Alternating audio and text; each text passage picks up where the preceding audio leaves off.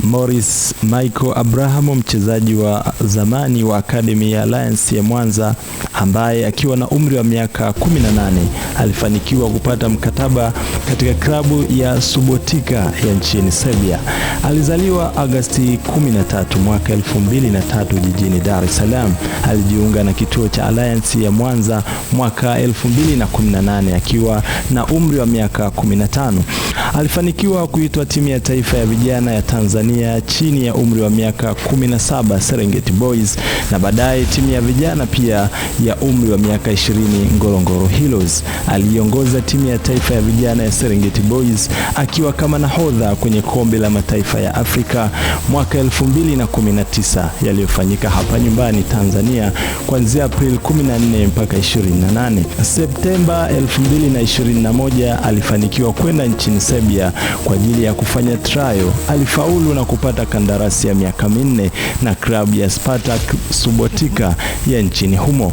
Baadaye alijiunga na klabu ya RFK Novi huko nchini Serbia, na msimu wa majira ya joto ya dirisha la usajili la mwaka 2025 alijiunga na majianti wa Tanzania Simba Sport Club.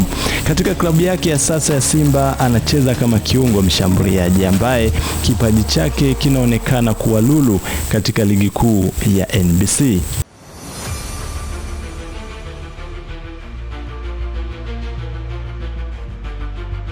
Naungana na Agathon Benedicto kwa ajili ya uchambuzi wa kina kuhusiana na Abraham Morris wakati anajiunga na klabu ya Simba.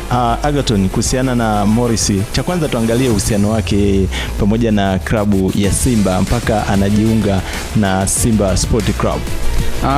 Kwa Morris Abraham alivyoelezea kwamba alivyojiunga na Simba, kama tunavyojua kwamba huu ni msimu wake wa kwanza akiwa na Simba, lakini alivyojiunga na Simba ilikuwa ni kabla ya msimu ulioisha kuweza kutamatika.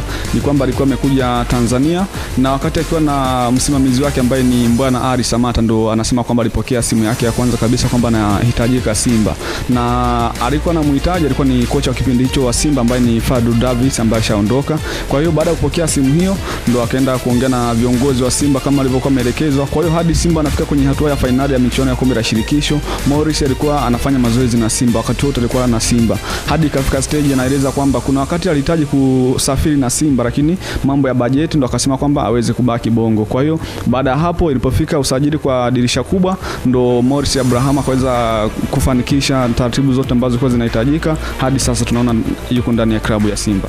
Wakati Pentev anaichukua klabu ya Simba baada ya kumswichi Fadlu Davis, tuliona alimtumia kama nafasi ya kwanza, ukiachilia mbali huwa kiungo mshambuliaji.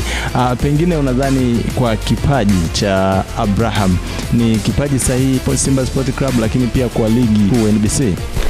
Kwangu mimi bila kupinda nasema kwamba Morris Abraham ni chaguo sahihi kwa Simba, lakini ambacho kinaleta utofauti sasa hivi ni kwamba kubadilisha makocha kwa Simba, kwa sababu kiangalia alianza akiwa na Fadlu Davis, akaondoka akaja Dimitar Pantev, na alikuwa na wakati bora sana kipindi cha Pantev, lakini kuja kwa Steve kumekuja na mikakati mingine pia, lakini pia kuna sajili ambazo zimefanywa na Simba. Kwa hiyo kufanya sajili hizo na kukosa nafasi kwa Morris Abraham haimaanishi kwamba sio mchezaji sahihi ndani ya klabu ya Simba, lakini ndio maana tunaona kile anapopata nafasi, kile ambacho alikuwa amezoea kukiona kwake huwa na kitu anaderiva kama watu wengi wanavyokuwa wanatarajia. Lakini huu ni wakati mgumu tu, lakini sio kwamba kusema kwamba kipaji kimepotea, hapana.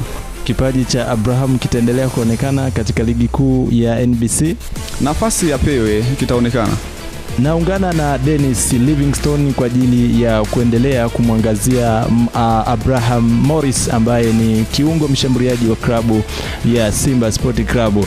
Dennis, tumeona sasa hivi kwa kiasi fulani hivi Abraham amekuwa hapati nafasi katika kikosi cha mwalimu Steve Becker. Afanye kitu gani ili achomoze kama tulivyomwona alivyochomoza akiwa na Pentev? Cha kufanya kwanza anatakiwa afahamu kwamba ni kitu gani ambacho kimemfanya yeye akose nafasi, kwa sababu sisi hapo tupo nje ya uwanja. Ukiniuliza mimi, changamoto kubwa iliyomfanya yeye akae nje ama asipate muda mwingi wa kucheza ni ujio wa wachezaji wapya katika dirisha dogo la usajili. Ukiangalia ni kiungo, kuna viungo wamekuja akina Clatous Chota Chama, akina Ino Loemba na nyota wengine wengi ambao wanacheza nafasi ambayo yanaweza kucheza. Kwa hiyo kikubwa ni kufanya homework yake mwenyewe na kuangalia kipi ambacho wachezaji ambao wamekuja katika dirisha dogo la usajili wamemzidi katika nafasi ambayo anacheza, ili kusudi yeye aweze kuongeza bidii. Kama kuna kitu ambacho hawa wachezaji wanacho lakini yeye hana, itabidi akitafute akipate. Lakini hauwezi ukasema atakavaa moja kwa moja viatu vya nyota mwingine labda kama Chama au Ino Loemba, lakini yeye aje na kitu kingine cha ziada ambacho kitaisaidia timu kiujumla, ili kusudi malengo ya timu ya kupata ushindi katika kila michezo na kutoa mataji mbalimbali ambayo inashiriki yaweze kutimia.